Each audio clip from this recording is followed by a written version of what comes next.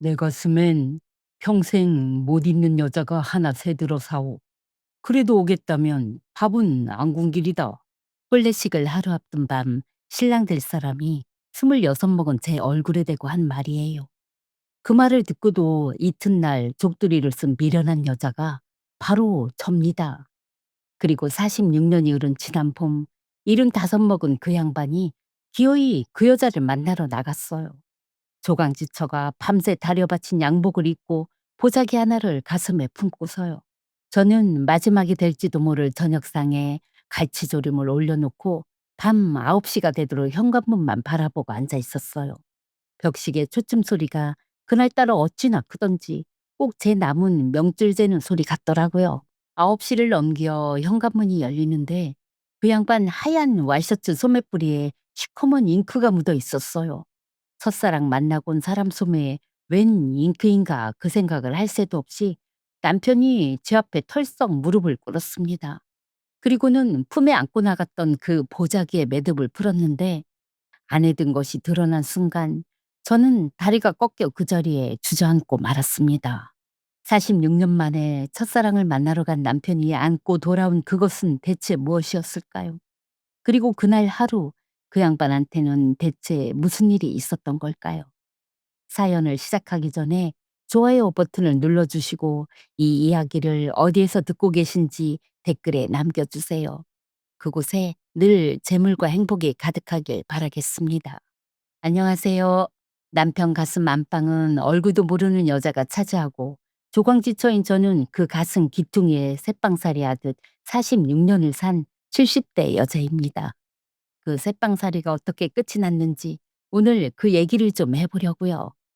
46년 전 제가 26 나던 해 가을이었습니다. 저는 그때 항구 어물전집 맞다리였어요. 새벽 3시 경매장 종소리에 눈을 뜨고 소금물 밴 함석 대야에 온종일 손을 담그고 사는 게 제 팔자련이 하던 처녀였지요. 그해 가을에 중매가 하나 들어왔습니다. 읍내 인쇄소에서 일하는 29 먹은 총각이라고요. 다방에서 마주 앉았는데 쌍화차가 다 식도록 이 양반이 말이 없어요. 그런데 탁자위에 올린 손끝마다 시커먼 잉크물이 들어있더라고요. 그 손이 부끄러운지 자꾸 손가락을 오므리는데 저는 그게 참 정직해 보였어요. 놀고 먹는 손은 아니구나. 글자 만지고 사는 손이구나 싶어서요. 실은 저도 탁자 밑에서 왼손을 치마폭에 말아쥐고 있었습니다. 12살 겨울에 언물로 동태 개짝을 씻다가 왼손등이 터지고 얼어서 동상 자국이 지도처럼 남았거든요. 세월이 아무리 가도 그 흉은 안 지워지더라고요. 생선 비린내 밴 이 손을 글자 만지는 사람 앞에 내놓을 자신이 그날따라 더 없었어요.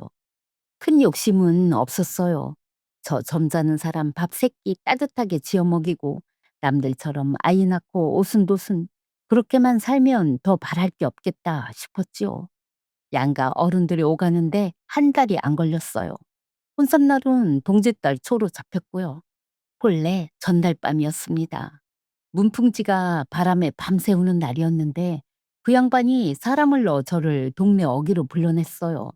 정미소 담벼락 밑에서 입김만 하얗게 뿜으면서 한참을 말이 없더니 그 입에서 나온 첫 마디가 이거였어요.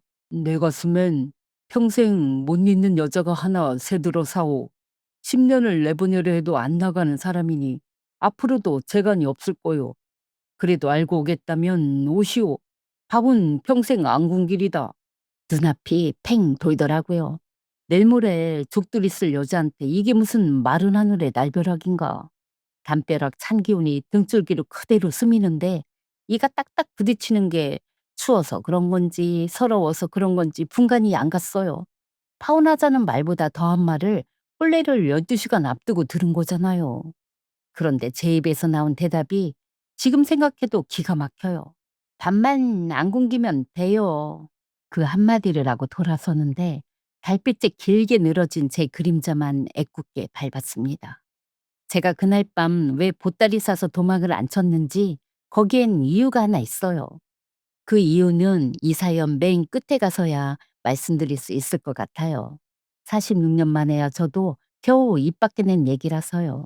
이튿날 혼례식 내내 신랑은 제 눈을 한 번을 안 봤어요. 마당 가득 잔치국수 김이 서리는데 저는 족두리 밑에서 친정어머니 말만 곱씹었어요. 정 붙이고 살다 보면 정이 온다. 어머니가 평생 입에 달고 사시던 말이에요.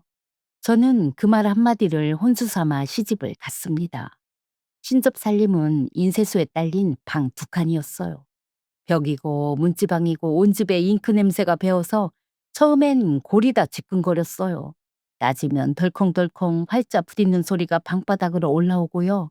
그래도 저는 그 냄새며 소리에 정을 붙여보겠다고 아침마다 걸레를 새로 빨아 문지방부터 훔쳤습니다. 살림들이던 첫날이었어요. 그이가 집안을 한 바퀴 보여주다가 부엌의 다락 앞에서 딱 멈춰서더라고요.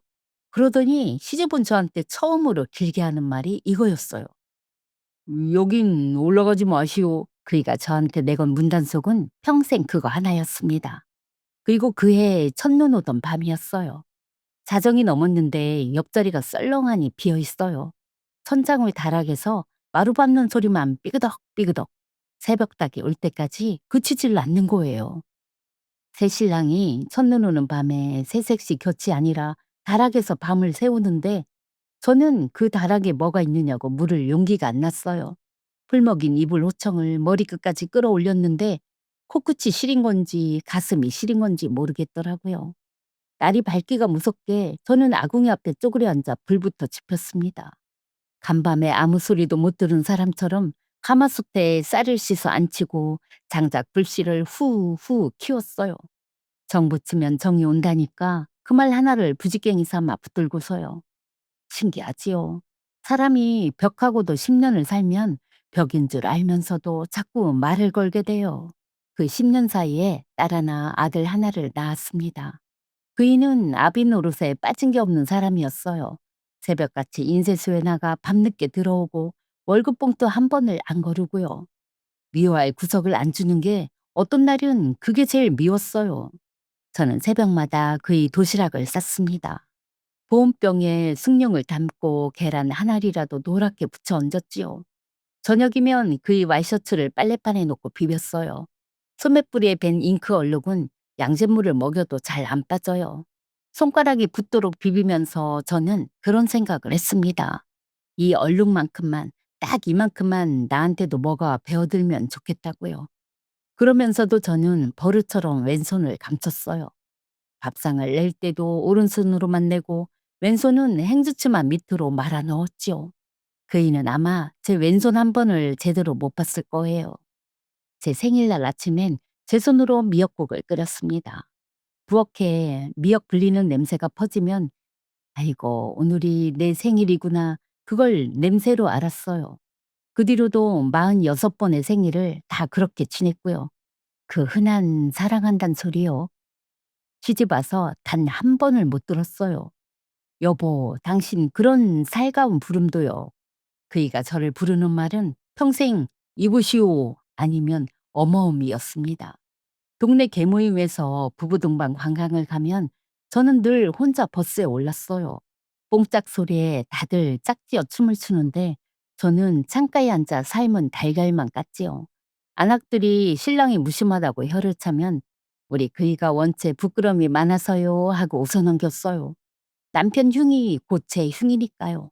그리고 해마다 첫눈이 오면 저는 등부터 돌리고 누웠습니다. 자정 넘어 그이가 이불을 걷고 나가는 기척이 나면 그 다음은 안 봐도 알았으니까요. 천장 위에서 삐그덕 소리가 밤새 나고 저는 벽지 꽃무늬만 세다가 날을 세웠어요. 그 소리가 누구 때문에 나는 소리인지 짐작을 하면서도 한 번을 안 물었어요. 묻는 순간 이 살림이 와르르 무너질 것 같아서요. 그러다 시집 온 지 열 대퇴 되던 겨울이었습니다. 그날도 첫눈이 왔어요. 근데 자정 너머 다락에서 장기침 소리가 자꾸 내려오는 거예요. 한겨울 다락이 오죽 춥겠어요. 저는 유자차를 뜨겁게 타서 쟁반에 받쳐들고 부뚜막을 딛고 올라갔어요. 미운 정도 정이라고 사람이 골병 드는 꼴은 못 보겠더라고요. 다락문이 한 뼘쯤 열려 있었습니다. 문틈으로 백여의 등 불빛이 새어나오는데 그이가 등을 구부리고 앉아 공책에 뭔가를 쓰고 있었어요. 그 등 뒤 낡은 괴짝에 똑같은 공책이 층층이 쌓여 있는 게 언뜻 보였고요. 인기척에 그이가 획 돌아보더니 쓰던 공책을 덮고 문 앞을 막아섰어요. 유자차 김이 그 찬 얼굴 앞에서 하얗게 흩어졌지요. 저도 모르게 물었어요. 밤마다 여기서 뭘 그렇게 쓰시냐고요. 쉬오. 쉬라는 말에 저는 잠깐 참 철없이 반가웠어요. 우리 남편이 이 투박한 손으로 시를 쓰는 사람이었구나. 그래서 한 발 더 들어갔지요. 그럼 저도 한 편 보여달라고 웃으면서요. 그때 그 입에서 나온 말을 저는 30년을 곱씹었습니다. 시는 그리운 사람한테 쓰는 거요. 당신은 여기 있잖소. 쟁반을 찾자니 달그락 소리를 냈어요. 손이 떨린 거지요. 곁에 있는 사람한테는 시 한 줄도 아깝다는 말을 그이는 그렇게 점잖게도 했어요. 저는 유자차만 다락 문턱에 내려놓고 사다리를 도로 내려왔어요. 그 밤에 흘린 눈물은 소리가 없었어요. 아이들 깰까봐 이불기를 물고 울었거든요. 이튿날 아침 다락 문턱의 유자찻잔은 비어 있었습니다. 마실 건 다 마시면서 말 한마디는 그렇게 아끼는 사람이 그 빈잔이 어찌나 야속하던지요. 그날부터 저한테 병이 하나 생겼어요. 그 괴짝 속 공책들이 눈에 밟히는 병이요. 저 공책마다 그리운 사람 얘기가 쌓여 있는 거라면 나는 이 집에서 대체 뭐로 사는 건가? 밥을 안 쳐도 그 생각, 빨래를 널어도 온통 그 생각뿐이었습니다. 그러던 어느 날 그이가 지방 납품을 간다고 새벽차를 탔어요. 하룻밤 자고 온다면서요. 저는 그이가 나간 대문을 한참 바라보다가 마당을 가로질렀어요. 부뚜막을 딛고 올라서서 다락 문고리에 손을 얹었지요. 심장이 방망이질을 치는데 손은 벌써 문고리를 당기고 있었습니다. 삐 하고 문 여는 소리가 그렇게 크게 들리는 줄 그날 처음 알았지요. 낮인데도 다락은 어둑했어요. 손바닥만한 봉창으로 빛이 한 줄기 들어오는데 그 빛 속에 먼지가 눈송이처럼 둥둥 떠다녔어요. 묵은 종이 냄새하고 잉크 냄새가 코를 찌르고요. 구석에 그 괴짝이 있었어요. 오동나무 괴짝인데 자물쇠도 없이 뚜껑만 덮여 있었지요. 뚜껑을 여니까 경첩이 끼익 하고 울었습니다. 안에는 공책이 그득했어요. 똑같은 대학노토가 차곡차곡 켜켜이요. 맨 위에 것을 들추니까 깨알 같은 만년필 글씨가 빽빽한데 날짜가 거의 20살 적이에요. 시집 오기도 전 제가 얼굴도 모르던 시절부터 쓴 거지요. 두 번째도 그랬어요. 그리고 세 번째 표지를 넘긴 첫 장에 큼지막한 글씨 넉 자가 있었습니다. 명주에게. 명주가 누군지 저는 몰라요. 그런데 이상하지요. 보는 순간 알겠더라고요. 원래 전날 밤 담벼락 밑에서 그이가 말하던 가슴에 새들어 산다던 그 사람, 그 여자 이름이 명주구나. 더 넘길 것도 없었어요. 저는 그 자리에서 공책을 덮었습니다. 손이 떨려서 공책 기퉁이가 구겨졌는데 그걸 손바닥으로 펴고 또 폈어요. 그리고는 공책들을 도로 차곡차곡 포개 넣고 뚜껑에 앉았던 먼지까지 쓸어서 본래 자리대로 해놓았지요. 내가 여길 다녀간 줄 그이는 몰라야 하니까요. 다락 괴짝을 남편 몰래 열어본 건 제 평생 딱 두 번이에요. 그날이 그 첫 번째였지요. 저는 그날 밤새 생각했습니다. 따져 물을까? 공책을 마당에 내던지고 불을 놓아버릴까? 그런데요. 종이로 지은 여자를 무슨 수로 이겨요. 세월이 가도 늙지를 않는 여잔데요. 밥상머리에 앉은 산 사람이 가슴속에 모셔둔 여자를 이기는 재간은 이 세상에 없더라고요. 그래서 저는 아무것도 못 본 사람으로 살기로 했습니다. 대신 그날부터 첫눈 오는 밤에 그 삐그덕 소리는 뜻을 아는 소리가 됐어요. 알면서도 저는 이불만 뒤집어 썼지요. 그게 제일 쉬웠거든요. 아니, 그것밖에 할 줄을 몰랐어요. 그렇게 속으로 사귀고 사는 동안에도 세월은 가서 시어머님이 중풍으로 쓰러지셨습니다. 3년을 제 손으로 수발했어요. 병원 가는 날이면 어머님을 포대기로 들치었고 층계를 올랐어요. 마른 노인네가 등에서는 왜 그리 무거운지 한층 오를 때마다 무릎이 후들거렸지요. 새벽마다 요강을 비우고 삶은 수건에서 김이 오르는 걸로 온몸을 닦아드리고요. 제 허리엔 파스 마를 날이 없었습니다. 그이는 밤마다 어머니 머리맡에 10분씩 앉았다 갔어요. 말없이요. 저한테는 눈길 한 번이 없었고요. 그리고 3년 만에 어머님이 가셨습니다. 염을 마치고 나오는데 마당에 서 있던 그이가 처음으로 제 쪽을 똑바로 보고 말했어요. 고생했어. 딱 한마디였어요. 그런데 그 한마디에 3년치 허리병이 그 자리에서 녹는 것 같았어요. 사람이 참 못났지요. 말 한마디에 굶은 사람처럼 배가 불러서는 돌아서서 행주치마에 눈물을 찍었으니까요. 어머님 가시고 몇 해 사이 그이는 평생 다니던 인쇄소를 빚을 얻어 넘겨받았어요. 쉰 넘어 사장 소리를 듣게 됐는데 좋아하는 활자 곁에서 밤을 새우는 날만 더 늘었지요. 늙어가는 등이 기계 위로 점점 굽는 걸 저는 도시락 반찬수나 들리면서 지켜봤고요. 그러던 한여름 대낮이었습니다. 인쇄소에서 전화가 왔어요. 그이가 기계 앞에서 피를 토하고 쓰러졌다고요. 저는 신발을 짝짝이로 신고 뛰었어요. 골목을 어떻게 빠져나갔는지 지금도 기억이 없어요. 병원 복도에 소독약 냄새를 맡고서야 겨우 제정신이 들었습니다. 위에서 피가 터졌다고 했어요. 수술이 4시간 넘게 걸렸는데 저는 수술실 앞 의자에서 간호사가 벗겨다 준 그의 와이셔츠만 끌어안고 있었어요. 소매뿌리엔 잉크가 앞서 밴 피가 배어 있었지요.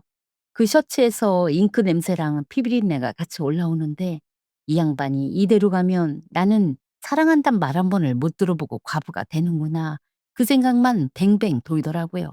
다행히 그이는 깨어났습니다. 마취에서 풀리자마자 그이가 한 첫 마디가 뭐였는 줄 아세요? 기계는 돌아가오? 그거였어요. 마누라 얼굴 보고 한 첫 마디가요.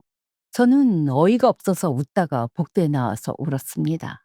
그날부터 저는 보호자 간이 침대에서 잤어요. 등짝에 스프링 자국이 도장처럼 박히도록요. 밤새 링거방울 떨어지는 소리를 새다가 동트기 전이면 저는 그의 손을 가만히 쥐었어요. 깨어있을 땐 못하는 짓이지요. 평생 잉크 냄새가 나던 손에서 소독약 냄새가 나는데 그게 그렇게 서럽더라고요. 그 손을 쥘 때도 저는 오른손으로만 쥐었어요. 왼손은 이불 밑에 감추고요. 몸이 성해서 퇴원을 했는데 이번엔 인쇄소가 알아누웠습니다.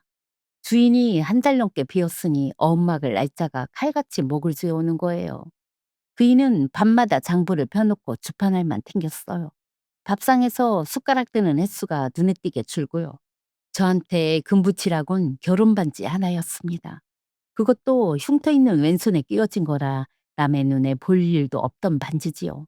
저는 그걸 금은방 저울에 올렸어요.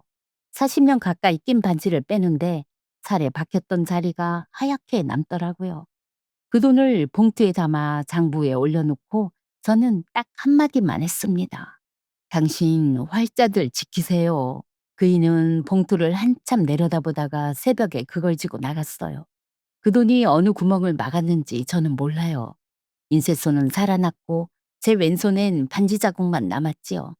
그 자국마저 세월에 지워진 걸 그이는 끝내 몰랐을 거예요. 제 손을 본 적이 없는 사람이니까요. 그 인쇄소를 그이는 일은 되던 해에 후배 창수한테 물려줬습니다.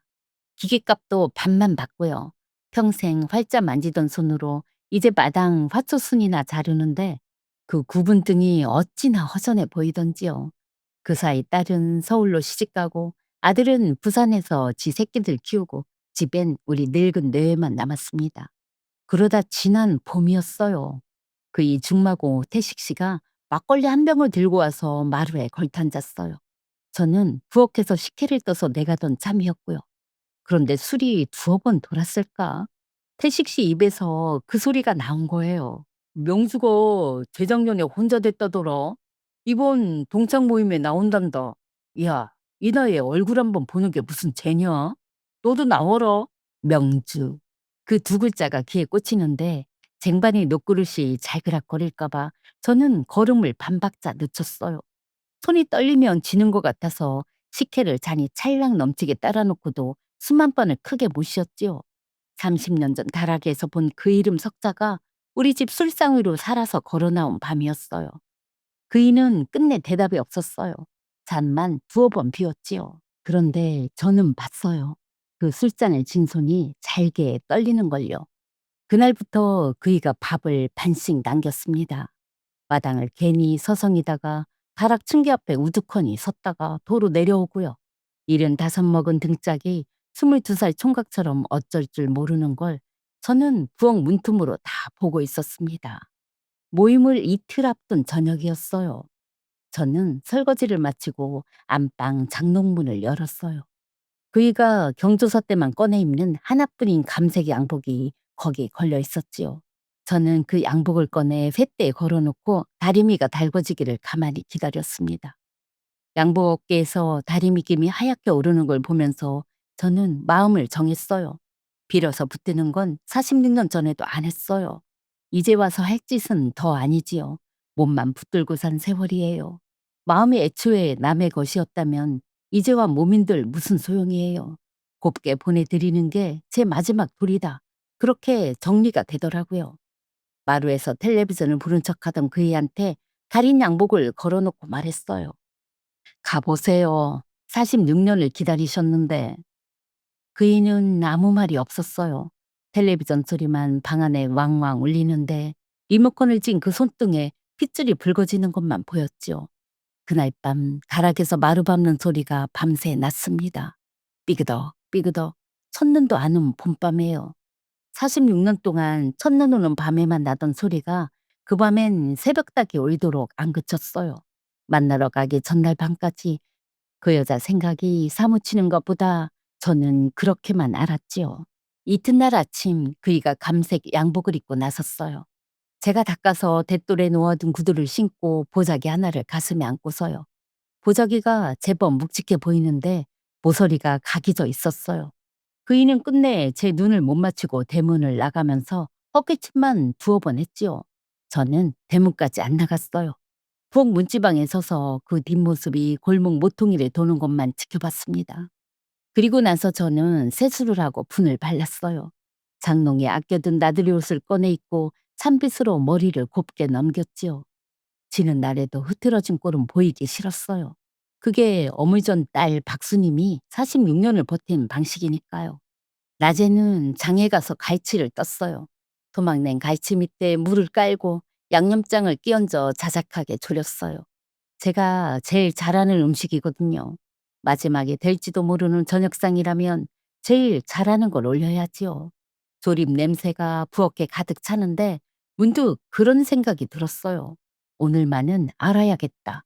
내가 46회를 진 그 다락방의 크기를요. 저는 앞치마에 손을 닿고 다락 층계를 올랐어요. 30년 만에 두 번째였습니다. 괴짝 경첩이 그때처럼 끼익 울었어요. 그런데 뚜껑을 여는 순간 숨이 턱 막혔어요. 그득하던 괴짝이 휑하니 비어있는 거예요. 공책이 놓였던 자리만 먼지가 안 앉아서 길이 나 있고요. 저는 남은 공책을 떨리는 손으로 세웠어요. 한 권, 두 권, 다섯 권, 10권, 10권이 다였어요. 그리고 그 남은 것들 틈에 30년 전 그 셋째 공책이 그대로 있었습니다. 명주에게 그 넉자도 그대로요. 머리가 하얘지는데 답은 하나밖에 안 나오더라고요. 이 양반이 시를 싸들고 갔구나. 헌 것은 두고 아끼는 것만 골라서요. 46년치 마음을 보자기에 통째로 쌓아안고 그 여자한테 갔구나. 아침에 본 그 각진 보자기 모서리가 그제야 눈에 밟혔어요. 저는 괴짝 모서리를 붙들고 한참을 못 일어났습니다. 해질녘에 서울 사는 딸이 볼일 보러 내려온 김에 들렀어요. 곱게 차려입은 어미하고 상의에 갈치조림 두 벌을 번갈아 보더니 딸 얼굴이 하얘졌어요. 엄마 오늘 무슨 날이냐고. 아버지는 어디 가셨냐고요. 저는 조림 국물을 한 숟갈 떠서 간을 보면서 대답했지요. 너희 아버지 오늘 못 올지도 모른다. 그래도 저녁은 차려놔야지. 딸이 어디서 무슨 얘기를 주워들었는지 부엌바닥에 퍼질러 앉아 울었어요. 엄마는 왜 그러고 사느냐고, 왜 바보같이 보내줬냐고요. 저는 운운의 등을 쓸면서 저도 모르게 그 말이 나왔어요. 정 붙이고 살면 정이 온댔는데 내 정만 갔나 보다. 딸을 달래서 억지로 서울차에 태워 보냈습니다. 사위도 있는 애를 붙들고 있으면 뭐해요. 혼자 남은 집에서 벽시계가 8번을 쳤어요. 저는 현관문을 켜놓고 식은 갈치조림 냄비를 다시 불 위에 올렸어요. 조림이 미처 데워지기도 전에 대문 여는 소리가 났습니다. 벽시계가 9번을 치고 얼마 안 된 참이었어요. 저는 행주에 손을 닦으면서 현관으로 나갔지요. 그이가 아침에 나간 그대로 넥타이 하나 안 흐트러진 채 서 있었어요. 그런데 현관 백열등 밑에서 그게 보였어요. 하얀 와이셔츠 소매뿌리에 시커먼 잉크가 묻어 있는 거예요. 동창회 갔다 온 사람 소매에 웬 잉크인가? 40년 넘게 빨래판에서 비벼온 저라 그 얼룩이 활판 잉크인 것까지는 한눈에 알겠는데 영문을 모르겠는 거지요. 그 생각을 채 굴리기도 전에 그이가 마루에 털썩 무릎을 꿇었습니다. 75 먹은 노인네가 마누라 앞에 서요. 저는 기절초풍을 해서 붙들어 일으키려는데 그이가 품에서 그 보자기를 내려놓더니 매듭을 풀었어요. 아침에 안고 나간 모서리가 각진 그 보자기를요. 안에서 나온 건 책 한 권이었습니다. 새 책 잉크 냄새가 훅 끼치는데 표지에 글자 넉 자가 박혀 있었어요. 스님에게. 저는 그 글자를 읽고도 그게 제 이름인 줄을 한참 몰랐어요. 제 이름이 책 표지에 박힐 일이 세상에 없는 사람이잖아요. 손끝으로 만져보니 글자가 종이에 오목하게 눌려 있었어요. 활판으로 꾹꾹 눌러 찍은 옛날식 글자요. 그제야 그이가 입을 열었어요. 동창회는 안 갔소. 내가 갈 때는 애초에 거기가 아니었소. 무슨 소린지 몰라 책장만 넘겼는데 첫 장에 시 한 편이 있었어요. 제목이 그대의 손. 그 밑에 쓰인 연도가 시집온 지 12년 되던 해였습니다. 물일에 트고 갈라진 그대의 왼손. 그중에 핀 동상꽃 한 송이. 그대가 치마폭에 숨기는 곳을 나는 12회째 훔쳐보고 있다. 저는 숨이 안 쉬어지더라고요. 46년을 감춘 흉터였어요. 밥상 낼 때도 손 붙잡을 일이 있어도 행주치마 밑으로만 말아놓던 그 왼손이요. 저는 그 순간에도 버릇처럼 왼손을 등 뒤로 감추고 있었어요. 그런데 그이가 그 손을 끌어다가 두 손으로 감싸지는 거예요. 46년 만에 그이가 제 손을 잡은 첫 순간이었어요. 병원에서 새벽마다 진 건 언제나 제 쪽이었으니까요. 굳은 살 박인 두 손바닥 사이에서 제 동상 자국이 데워지는데 저는 부끄러워서 손을 빼야 하는지 그냥 둬야 하는지도 모르겠대요. 책장이 넘어갈수록 저는 말을 잃었어요. 새벽 도시락에 얹힌 계란 한 장이 시가 되어 있었어요. 보호자 간이 침대에서 새우잠 자던 나날들이 어머님 요강을 지고 층계 오르던 굽은 등이 반지가 빠져나간 빈 손가락하고 장보의 돈 봉투가 한 장 한 장 전부 적혀 있었습니다. 그이는 다 보고 있었던 거예요. 못 본 게 아니라 말을 못한 거였어요. 46회를요. 없어진 17권이 어디 갔는지도 그제야 알았습니다. 전날 밤 다락에서 밤새 나던 그 발소리는 저를 적은 시를 고르는 소리였어요. 아침에 그 공책 17권을 싸들고 간 데가 창순의 인쇄소였고요. 팔순 다 된 노인이 하루 종일 활자를 한자 한자 골라 심어서 세상에 딱 한 권을 찍은 거예요. 46편, 결혼 1년에 한 편씩이었어요. 소매뿌리에 그 잉크는 제 이름을 찍다가 묻은 잉크였고요. 그이가 제 손을 쥔 채로 이름을 불렀습니다. 스님이 사랑하오. 한참 늦었지만 남은 날은 이 말을 하고 삽시다. 46년을 기다린 말이 왔는데 이상하지요. 고맙단 말보다 서러운 말이 먼저 나왔어요. 이 좋은 걸 다 써놓고 어째서 사람을 46년이나 그 그늘에 세워두셨어요. 그이가 고개를 떨궜습니다. 몰랐어. 내가 쓴 것도 내 마음도 평생 남의 글자를 만졌으면서 내 마음 하나는 못 읽었어. 그 말에 저도 무너져서 30년 묵은 죄를 털어놨어요. 그 괴짜 실은 30년 전에 한번 열어봤다고요. 셋째 공책에서 그 이름을 보고 그 길로 덮고 다시는 안 열었다고요. 그의 얼굴이 하얗게 질리더니 신음처럼 그 말이 나왔어요.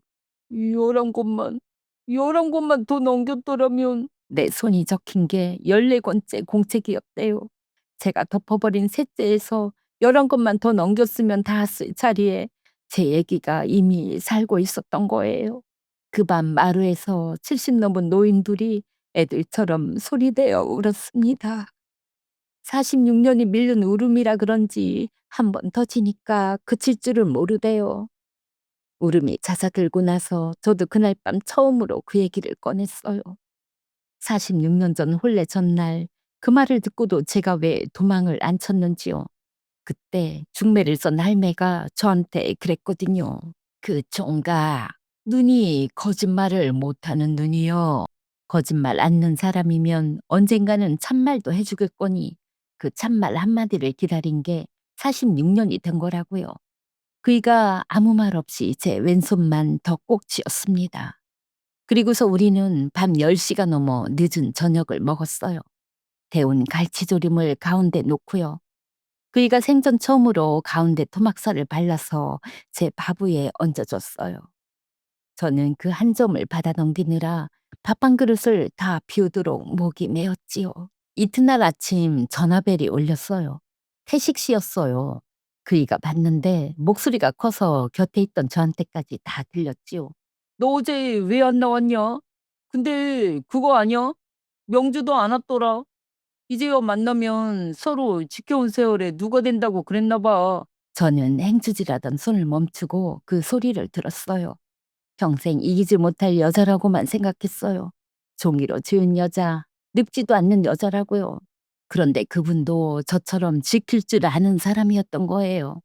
저는 얼굴도 모르는 그분께 절이라도 올리고 싶었지요.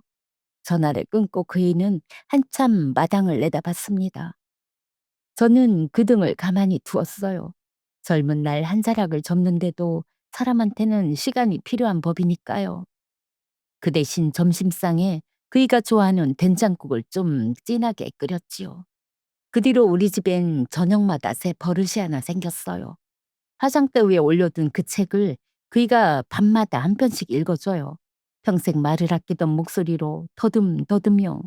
그런데 저는 늘 두 번째 줄쯤에서 잠든 척을 해요. 이른 둘에 우는 걸 들키기가 아직도 부끄러워서요. 다락문은 요즘 늘 열려 있습니다.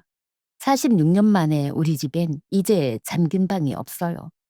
4년 뒤 금혼식엔 두 번째 시집을 주신답니다. 제목은 벌써 정해놨다지요. 여보라고요.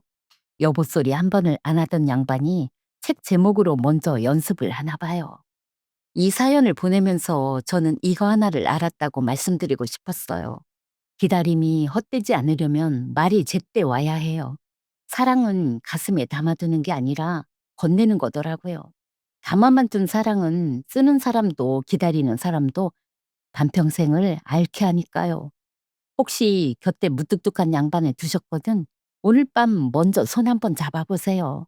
그 무딘 손 안에 저 같은 46년이 들어있을지도 몰라요. 긴 사연 들어주셔서 감사합니다. 여러분 밥상은 늘 따뜻하시길 바랄게요. 네, 여러분 수님님의 사연이었어요. 저는 이 사연 읽다가 두 번째 줄에서 잠든 척을 한다는 대목에서 한참을 못 넘어갔어요. 그 마음이 뭔지 아니까요. 다 늙어서 우는 게 부끄러운 게 아니라 그 눈물이 너무 오래 밀린 눈물이라 그런 거예요. 지금 이 사연을 부엌에서 버스 안에서 병원 대기실에서 듣고 계신 우리 어머님들 남 얘기 같지 않으셨지요? 사랑한단 말 대신 밥은 먹었냐로 반평생을 산 우리들이잖아요. 서운한 거 삼키는 게 버릇이 돼서 나중엔 뭐가 서운했는지도 잊어버리고 산 세월이고요. 그런데요, 오늘 저는 이 말씀을 꼭 드리고 싶어요. 여러분이 평생 차린 밥상이 새벽마다 싸던 도시락이 가려서 걸어둔 옷 한 벌이 그게 전부 시였어요. 다만 아무도 받아 적어주지 않았을 뿐이에요. 여러분은 못 배운 사람도 못난 사람도 아니고 평생 시를 쓰면서 사신 분들이에요. 그 세월은 단 하루도 헛산 날이 없어요. 그러니 오늘은 제가 대신 말할게요. 고생 많으셨어요. 그리고 사랑합니다. 이 말이 제일 늦게 도착한 분일수록 오늘 제일 크게 들으셨으면 좋겠어요. 그리고 우리 순이님 남편처럼 46년씩 묵히지는 말자고요. 오늘 밤엔 미루지 말고 하세요. 곁에 있는 양반 손이든 멀리 사는 자식한테 거는 전화 한 통이든 거울 속 내 얼굴한테든요. 사랑은 담아두는 게 아니라 건네는 거라잖아요. 여러분의 기다림은 몇 회짜리였는지 댓글로 살짝 들려주세요. 제가 밤새 하나하나 다 읽을게요. 그 사연들이 또 누군가한테는 약이 되거든요. 오늘도 애 많이 쓰셨어요. 끼니 거르지 마시고요. 저는 더 따뜻한 사연으로 또 찾아올게요. 지금까지 DJ 친정엄마였습니다. 사랑합니다.